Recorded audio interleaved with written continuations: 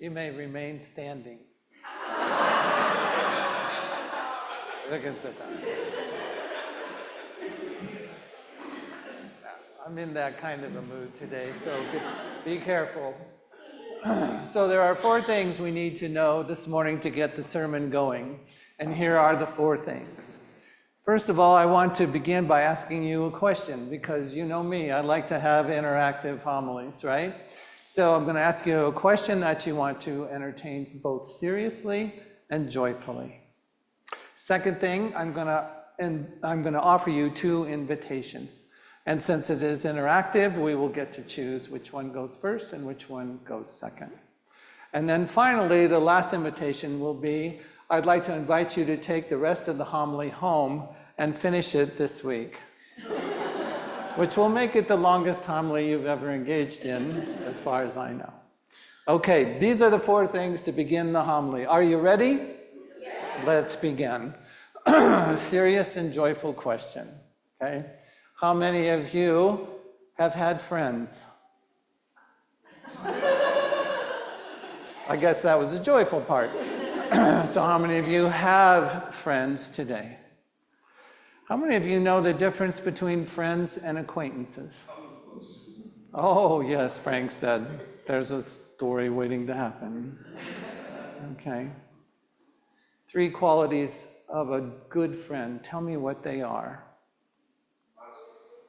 Honesty? Kindness. What did you say, Ruth? Well, I think that Nia says something about this group. Kimberly? Kindness. Kindness? Love. Okay? I'm sorry? What? The first time I couldn't hear you. The second time I couldn't resist, so yeah. Well, I mean, that's true, isn't it? This whole acceptance. Yes, Kip? Tolerance. Trust. I asked for 3. You all can't count any better than I can. That's why I married an accountant. Okay. So, now comes the serious part. I want you to think of a time, a real experience in your life. I won't ask you about it. A lived experience where this friend that you choose from has made a real lasting impact on your life.